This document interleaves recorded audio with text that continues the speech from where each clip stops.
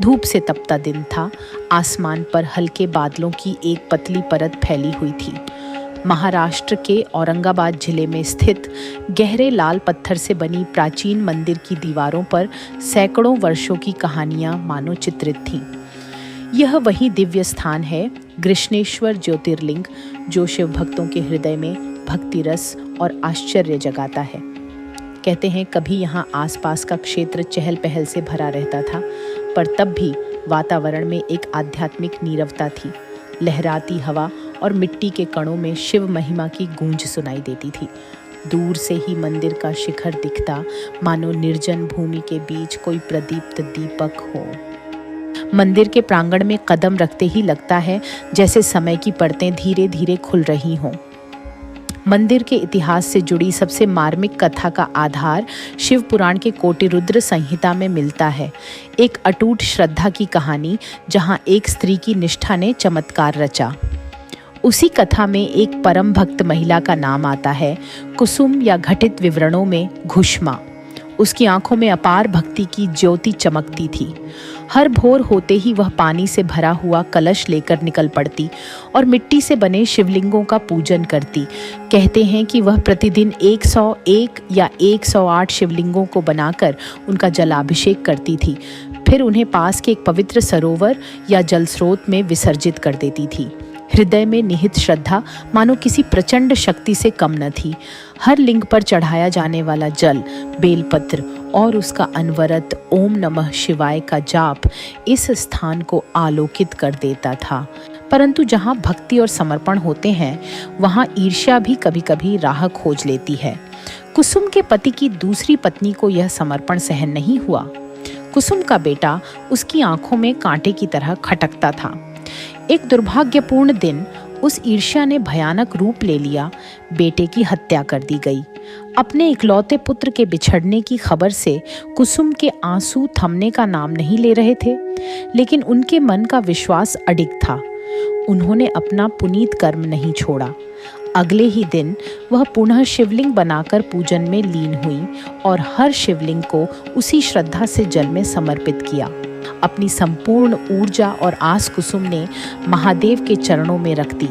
जैसे ही वह अंत में ओम नमः शिवाय का उच्चारण कर रही थीं, एक दिव्य प्रकाश प्रकट हुआ। महादेव स्वयं वहां प्रकट हुए और कुसुम के आंसुओं को देखकर द्रवित हो गए।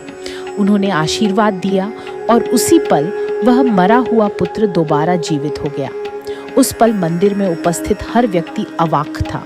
लगा जैसे स्वयं काल ने भी महादेव के आगे घुटने टेक दिए हों। महादेव ने उस स्थल को महापुण्य क्षेत्र घोषित किया और कहा कि जो भी सच्ची भक्ति से यहाँ आएगा, उसकी मनोकामनाएं पूर्ण होंगी। तभी से इसे घुष्मेश्वर या गृष्णेश्वर ज्योतिर्लिंग के नाम से जाना जाने लगा। समय बीतता गया।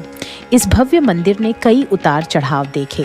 राजनीतिक उथल पुथल के समय में यह स्थान उजड़ने लगा, किंतु इतिहास में एक और आलोकपूर्ण अध्याय जुड़ा, मालवा की रानी अहिल्याबाई होलकर का।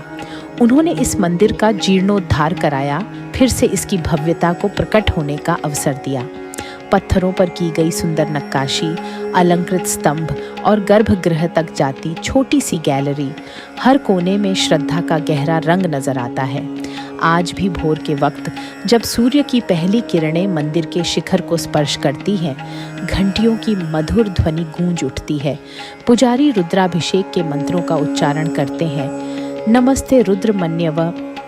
भक्तजन कतार में खड़े होकर अपनी बारी का इंतजार करते हैं। कोई दूर दराज गांव से आया होता है, कोई विदेशी सैलानी जो एलोरा की गुफाओं के सौंदर्य से आकर्षित होकर यहाँ तक चला आता है। सभी के मन में एक समान अद्भुत उत्साह और दैवीय शांति का अनुभव होता है। मंदिर के मुख्य द्वार से गर्भगृह तक पहुँचते ही एक अलग अनुभूति होती है। भीतर शिवलिंग पर जल, दूध, शहद चढ़ाने की परंपरा चली आ रही है। ऐसा लगता है मानो प्रत्येक बूंद के साथ भक्त हृदय की समस्त वेदनाएं महादेव को अर्पित करता जा रहा है। उधर जब भक्त बिल्वपत्र चढ़ाते हैं तो चारों ओर महादेव की महिमा गूंजने लगती है। और यही है गृष्णेश्वर की आत्मा, भक्ति और संतोष का अद्वितीय मेल। अनेक यात्रियों की थकी हुई आंखें यहाँ आकर आलोकित हो उठती हैं। शिव पुराण की उस कथा का स्मरण करते ही हृदय भावनाओं से भर जाता है। जहाँ एक माँ की श्रद्धा ने मृत्यु को पलट दिया, वहाँ महादेव के प्रभाव पर शंका कैसी? शायद इसी आशा और भरोसे का नाम है भक्ति, जो असंभव को संभव बना दे। युगों से चलती आ रही इस दैवी कथा के साक्ष्य हैं मंदिर की प्राचीन दीवारें, आसपास की लोक कथाएं और वहाँ के सरोवर की शांत जलराशि। भले ही जमाना कितना बदल जाए, मनुष्य शिव के उस अनंत रूप में अटूट श्रद्धा ढूंढ ही लेता है। जिस तरह कुसुम ने अपने आंसुओं के बीच भी पूजन नहीं छोड़ा, उसी तरह शिव भक्ति की धारा कभी रुकती नहीं है। कृष्णेश्वर ज्योतिर्लिंग हमारे सम्मुख यह संदेश रखता है, भक्ति का मार्ग त्याग, प्रेम और धैर्य की परीक्षा लेता है, पर उसी में ईश्वरीय अनुकंपा का पूर्ण प्रकाश भी समाया होता है। और जब कोई श्रद्धालु इस मिट्टी के द्वार से होकर मंदिर के गर्भगृह तक पहुंचता है, तब उसे अनुभव होता है कि दिव्यता क्या होती है। वह अनिर्वचनीय शांति जो साक्षात शिव सत्ता से प्रत्यक्ष रूप में जुड़ी है। आखिर यही तो वह स्थल है जहाँ शिव पुराण के पन्नों ने जीवंत रूप ले लिया, जहाँ आस्था ने क्षणिक मृत्यु पर विजय प्राप्त की और जहाँ महादेव ने स्वयं भक्तों के लिए अपना आशीर्वाद प्रकट किया। यही कृष्णेश्वर की कथा है, उसी द्वादश ज्योतिर्लिंग की महिमा, जो अंततः हर हृदय के अंधकार को अपने आलोक से दूर कर देता है।